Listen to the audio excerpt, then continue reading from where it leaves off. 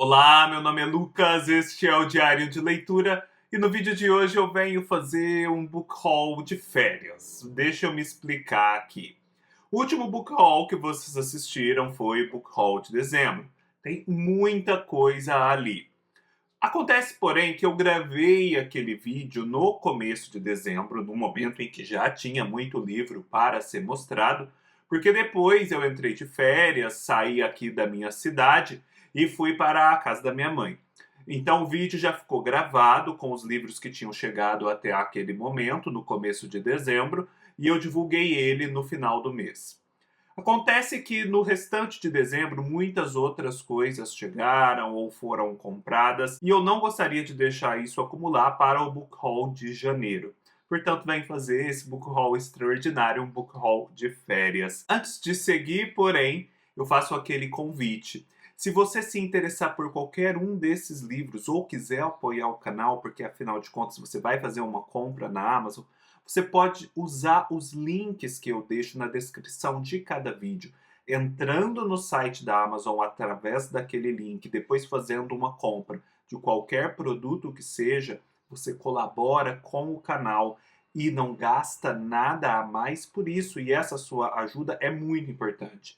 Assim como é importante o seu apoio lá no Apoia-se, a plataforma de financiamento coletivo, nosso clube de leitura de novelas, contos e peças de teatro. Mediante R$ 21 mensais, você colabora com o canal, isso é super importante porque é uma fonte de renda permanente para o canal, e ainda recebe recompensas na forma de conteúdos exclusivos e também de acesso aos conteúdos passados. Não deixe de conferir aqui no link como isso funciona e também fico aqui à disposição para esclarecer qualquer dúvida. Dê seu like se gostou do vídeo, compartilhe, deixe seu comentário, se inscreva no canal.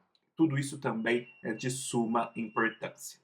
Pois bem, como eu vinha dizendo, em dezembro, quem me acompanha no Instagram pôde ver isso, né? Tivemos a notícia tão inesperada da morte da nossa querida Nélida Pinhon, ó, que nos acompanha aqui agora com esse seu sorriso tão bonito. E foi muito, muito comovente mesmo, porque vocês sabem o quanto eu falo da Nélida Pinhon aqui nas redes sociais há tantos anos. E quando veio a notícia do falecimento, foi assim, nossa, um fenômeno o que aconteceu lá no direct do Instagram, porque as pessoas me mandaram tantas mensagens dizendo que viram a notícia, ficaram muito tristes e pensaram imediatamente em mim por conta aí dessa associação, que eu fiquei honrado demais, porque é como se a Nélida fizesse parte da minha família e as pessoas estivessem vindo me dar as condolências. E é meio isso que eu sinto, né? Ela faz parte, sim, e ocupa um lugar muito importante da minha família espiritual, no sentido aí da intelectualidade, da arte, da criação, da inspiração. E a morte dela veio justamente no momento em que eu vinha falando ainda mais nela. Eu me recordo que quando eu fui fazer os stories, né, falando sobre a morte propriamente dita, eu verifiquei os stories que ainda estavam rolando do dia anterior e havia, tipo assim, 3 stories que falavam sobre a Nélida por motivos aleatórios. E no dia anterior também eu havia visitado a Livraria da Travessa de Ribeirão Preto e comprado o seu novo livro, que eu vou mostrar aqui. Então, assim, ela veio essa notícia num momento em que a conexão que eu tinha com a escritora estava ainda mais viva, ainda mais acesa. Eu acredito que a Nélida Pinhon é aquele tipo de escritora que, agora que faleceu, na verdade nasceu, e nasceu para a história. Eu já percebia nos últimos tempos um movimento de maior interesse, de progressiva difusão da leitura dos seus livros. E eu percebi agora com o seu falecimento, com a movimentação e comoção que isso gerou, com as notícias que vieram, que parece que o Brasil finalmente está parando para ver e entender quem foi essa mulher tão grande que teve muita atenção ao longo de sua vida, mas com certeza menos atenção do que merecia. Então, assim, eu fico muito animado, triste com o falecimento, porque a Nélida estava em plena atividade Eu havia assistido a uma palestra dela em Santiago de Compostela de 2 meses antes, em que ela estava brilhante, a mente dela e a eloquência estavam melhores do que nunca. Ela tinha sim um problema de visão, mas quanto ao resto, quanto à vivacidade, quanto à inteligência, à expressão, perfeita, perfeita. Então foi uma surpresa, mas a gente vive esse luto e também a esperança de que essa obra vai imortalizá-la cada vez mais, será cada vez mais conhecida. E o livro que eu comprei mostra isso, né? A editora Record está tendo um cuidado especial em ir trazendo progressivamente de volta o catálogo todo da Nélida, que é muito vasto. E esse livro é lindo, é um romance de 1974, se chama Tebas do Meu Coração. Está muito bem editado, com essa capa assim maravilhosa. É um livro que eu nem planejava comprar na livraria física, talvez comprasse depois na Amazon, mas eu comecei a ler a primeira página lá na livraria, fiquei tão absorvido pela narrativa, tão encantado, que eu decidi prestar essa homenagem à escritora já trazendo o livro comigo, e foi uma decisão muito acertada por conta do que aconteceu no dia seguinte. É um romance de fôlego, tem aqui 478 páginas, e ele vem depois de A Casa da Paixão, sobre o qual tem vídeo no canal e que tinha sido a última obra dela publicada pela Record. Muitas outras virão, falta muita coisa ainda para ser relançada. Os 2 primeiros livros da Nélida que ela não reeditou em vida, mas pretendia fazer voltar a circular, que é Guia Mapa de Gabriel Arcanjo e A Madeira Feita Cruz, devem voltar. Existem aqueles livros mais antigos, né, como Fundador, Sala de Armas, Tempo de Frutas. Existem os inéditos que a gente sabe que estão circulando aí, estão preparados, devem vir à tona. Eu acredito que eles farão uma nova edição de A República dos Sonhos, porque aquela edição comemorativa já ficou meio velhinha, tá difícil de encontrar. Se encontrarem, no entanto, não deixem de levá-la para casa, porque vale muito a pena. Mas o livro vai completar 40 anos de publicação em 2024. Então, eu acredito que em 2024 eles devam lançar uma edição nova, ou agora ainda em 2023, visando a 2024. Tem muita coisa, muita coisa. Aprendiz de Homero é um livro que ainda não tem essa versão nova, né, com essas capas tão bonitas, e por aí vai. A gente vai acompanhando, vai lendo e vai comentando aqui no canal. Há vários vídeos aqui no canal sobre a Nélida, apresentando a vida e a obra dela, inclusive de um modo geral. Vou deixar a playlist que eu criei para ela aqui embaixo para vocês conferirem. Então eu comprei Tebas do Meu Coração. E depois que soube do falecimento, até como forma de, né, me precaver em relação a possíveis esgotamentos do catálogo, do que começou a acontecer de fato, né? Vocês vão ver que está muito mais difícil encontrar os livros da Nélida, principalmente esses famosões, como A República dos Sonhos. Eu comprei alguns que eu não tinha.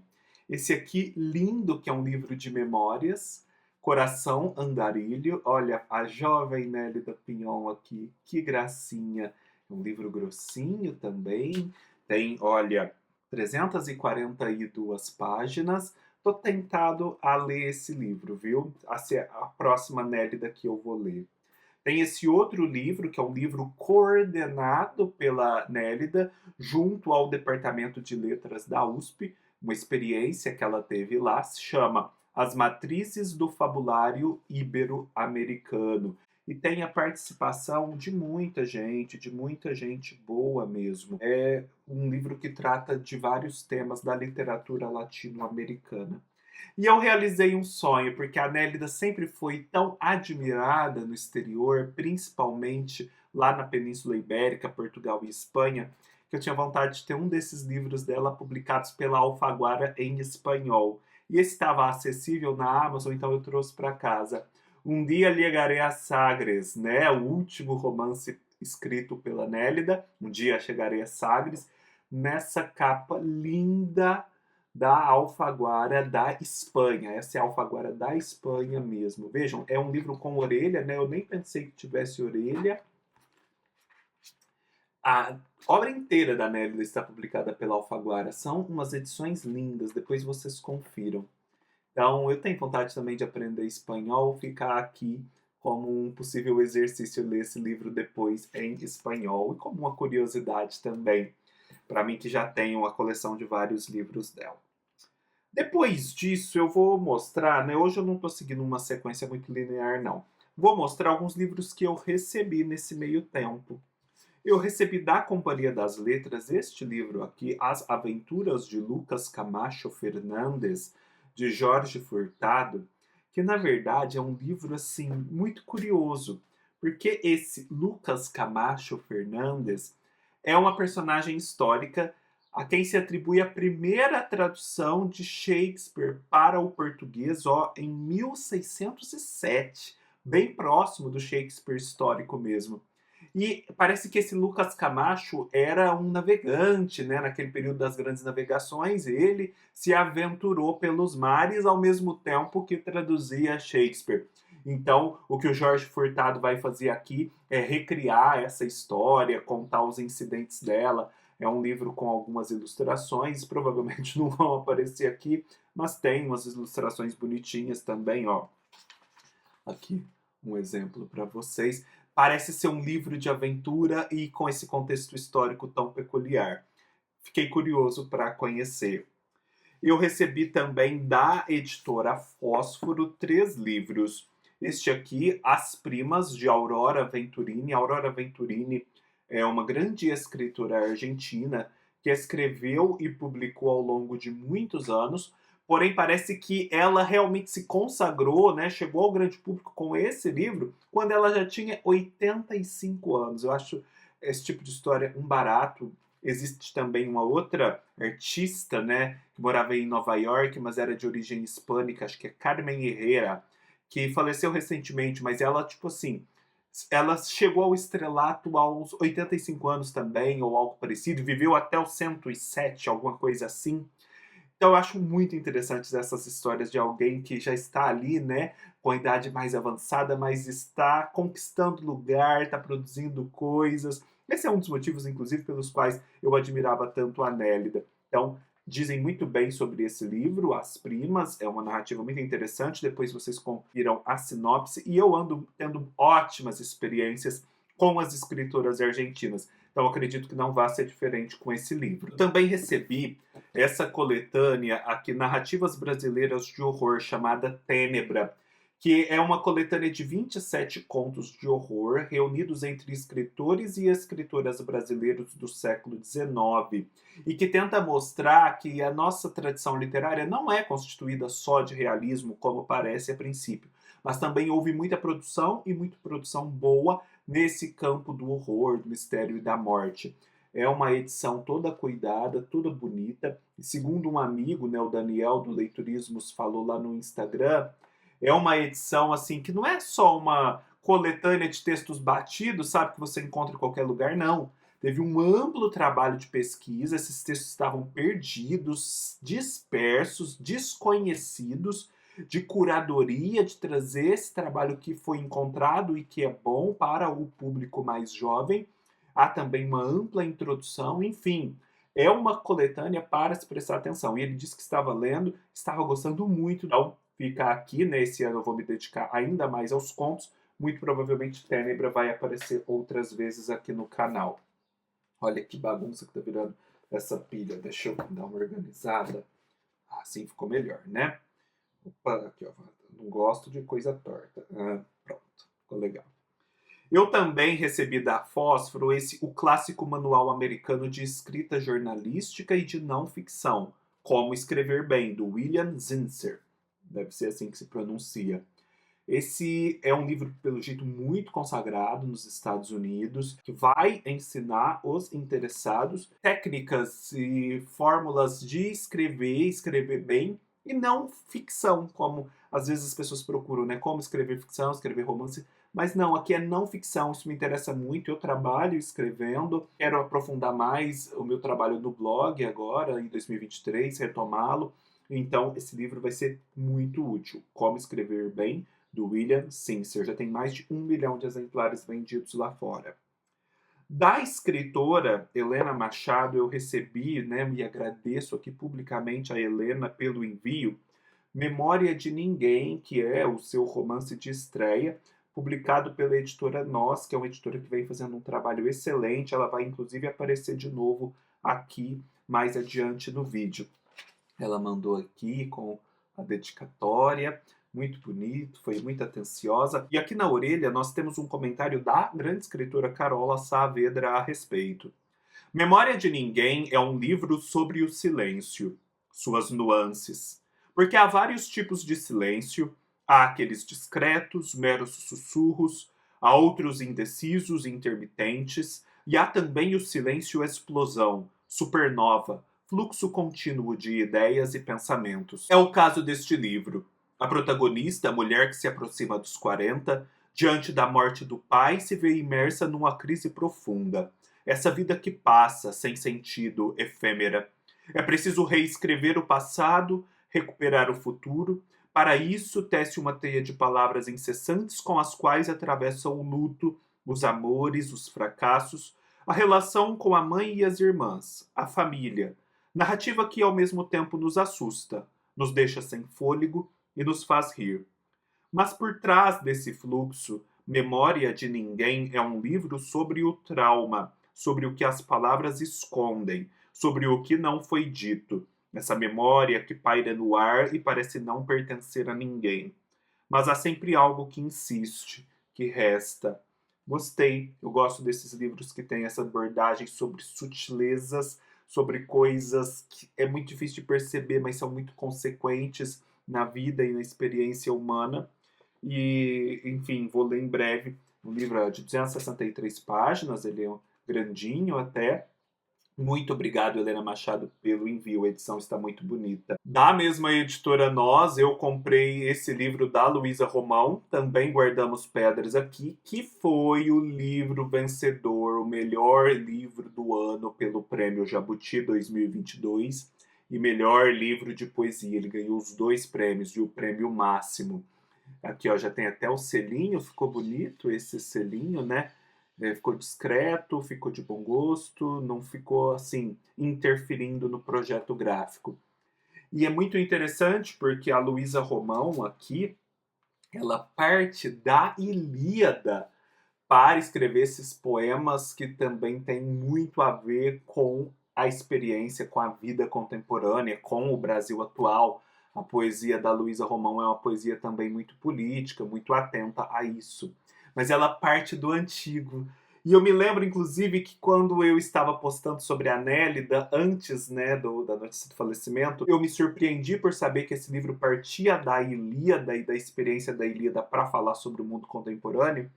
E me recordei da Nélida, que dizia que para sermos contemporâneos é preciso ser arcaicos, para sermos modernos é preciso ser arcaicos, é preciso retomar os gregos. A Luísa Romão parece que fez isso aqui. Cada poema tem o título de algo relacionado à Grécia, né? Atenas, Zeus, Sarpedon, Tétis, Helena, Menelau, Heitor, Polifemo, Ulisses, Antíloco, Príamo, Enéas, Polixena, Diomedes, Agamenon e por aí vai. Parece interessantíssimo. Fica a dica para vocês e o esclarecimento, caso vocês não soubessem que esse livro tem essa premissa da Grécia Antiga, o que eu acho que pode atrair muita gente. Nessa visita que eu fiz lá à Livraria da Travessa, eu trouxe alguns livros. Eu trouxe O Som do Rugido da Onça, da Micheline Verunski, que é um livro que já foi lido e já foi resenhado aqui no canal. Vou deixar o link aqui embaixo. Não deixem de conferir, fiquei muito feliz. A própria Micheline Verunski assistiu ao vídeo, ficou muito tocada, ficou muito admirada pela resenha, fiquei muito satisfeito com isso. Ela deixou um comentário, enfim. Muito interessante, muito potente o que se faz aqui nesse livro. E eu comprei também, já li, não fiz vídeo, mas ele já passou a integrar a lista de 10 melhores livros do ano, Os Tais Caquinhos, da Natércia Pontes. Confiram lá o meu top 10, eu me estendo um pouco mais sobre esse livro e eu também quero fazer um vídeo resenha para ele, afinal, foi uma das melhores leituras de 2022. E comprei esse livro aqui, que é um lançamento, O Cobrador, do Rubem Fonseca. O Rubem Fonseca, um dos grandes escritores brasileiros, né, que tem essa escrita brutalista. Parece que a Nova Fronteira mudou de novo o projeto gráfico dele, né? Vamos ver se pelo menos agora eles seguem nessa toada. E O Cobrador, na verdade, é um dos grandes livros dele. Esse conto, O Cobrador, é muito significativo, muito brutal, muito chocante. Vale a pena ser lido. Eu acho que quem quiser entrar aí pela literatura do Rubem adentro pode fazer a experiência de comprar esse livro, O Cobrador. Fica como dica. A edição ficou bonita, eu gostei. Só espero que eles façam aí uma sequência com os outros livros no mesmo padrão gráfico. As últimas coisas que eu tenho a mostrar aqui são todas de um mesmo grupo de referências, que é da Clarice Lispector. Desde que a Clarice fez 100 anos de nascimento em 2020, mais coisas ainda passaram a ser publicadas a respeito da vida dela, a respeito da obra, né? Essas coletâneas, essas análises críticas. E eu, né, que tenho esse projeto de ter uma biblioteca de literatura brasileira, estou aproveitando para ir comprando esses livros, né, porque eu acho que eles compõem muito bem a minha coleção. E eu fiz isso com uma certa intensidade em dezembro. Vou mostrar o que eu trouxe para casa. Esse lançamento da editora Bazar do Tempo, chamado Atrás do Pensamento, a filosofia de Clarice Lispector, de Márcia Sá Cavalcante Schubach. Livro muito bonito. Parece que essa Márcia Sá Cavalcante Schubach é filósofa, parece não, né? Está escrito aqui. É filósofa e professora titular de filosofia na Universidade de Södertörn, na Suécia. Então ela tem uma relação com a Suécia e deve levar também a Clarice Lispector para o exterior, né, com seus estudos. É um livro mais filosófico, parece que é uma grande tese. Eu também trouxe esse, da mesma editora Bazar do Tempo, mas que já tinha sido publicado há um tempo, Clarice, Quanto ao Futuro, uma organização de Júlio Diniz. Tem vários especialistas aqui, Beatriz Damasceno, Evandro Nascimento, o próprio Júlio Diniz, Marina Colassante, a Nádia Batella Gottlieb, a própria Nélida, o Silviano Santiago, a Verônica Stiger, a Vilma Areias, Judith Rosenbaum, por aí vai, ó. É um livro bem bonito, uma edição muito caprichada, com ensaios, né, que são sempre muito bem-vindos para ajudar e servir de leitura complementar à obra da Clarice. Esse outro livro é bem baratinho e muito bem feito, porque ele é da CEP Editora, que é uma editora meio pública. O que eu escrevo continua. 10 ensaios no centenário de Clarice Lispector. Fiquem atentos, gente, nessa editora CEP. Ela é muito boa. Ó, quem escreve aqui, Raimundo Carreiro, Ângelo Monteiro, Fátima Quintas, Marilene Felinto, também muita gente interessante, capacitada. Eu descobri isso na Livraria da Travessa, mas comprei na Amazon por um preço ótimo. Esse livro da Vilma Areias, né, que é uma grande especialista, publicado pela Imprensa Oficial do Estado, chamado Clarice com a Ponta dos Dedos, a Trama do Tempo. Gente, olha que coisa mais chique esse livro. Acho que paguei, sei lá, uns R$ 40. Edição, assim, de luxo mesmo. Muito top. Muito top. Tem até umas letras em vermelho aqui. Bem bacana. Só que eu vou colocar para vocês o seguinte. Eu vou deixar o link desse livro na Amazon. Só que quando vocês acessarem, vocês vão ver que tem a descrição do livro. Só que tem uma capa lá, não tem nada a ver com isso aqui, é de um outro livro. Mas eu já deixo esse esclarecimento. Eu comprei desse modo também, naquela de saber se o livro que ia chegar era esse ou aquele que aparece a capa. Mas não, chegou esse aqui mesmo, parece que é um problema de sistema lá da Amazon. Então podem confiar que deve acontecer o mesmo com vocês. O livro que vai vir é esse, porque é o que está lá na descrição, é o que deve estar lá linkado no estoque da Amazon, mas dá uma insegurança mesmo quando a gente vai fazer a aquisição. E por último, duas outras coletâneas de editoras menores, né, casas assim, menos conhecidas nossas. Clarice Lispector, Uma Vida na Literatura, organização de Matilde Demétrio dos Santos e Mônica Gomes da Silva, da Oficina Raquel, também uma edição bem cuidada. E A Hora da Estrela, Clarice Lispector, 40 anos, dessa editora Pontes, organizado por Edgar César Nolasco. Eu não entendo muito bem, o Edgar é da UFMG, aqui ele. Eu não entendo muito bem se esse livro é só sobre... eu acho que não é só sobre A Hora da Estrela, não, viu? Ele faz umas aproximações entre a Clarice Lispector e o Silviano Santiago, eu achei bem interessante também. Enfim, só para algo a ser descoberto e que vai realmente ajudar ainda mais na compreensão da Clarice. É isso, pessoal. Espero que tenham gostado. Se gostaram, deem um like, deixem seus comentários, se inscrevam no canal e até mais.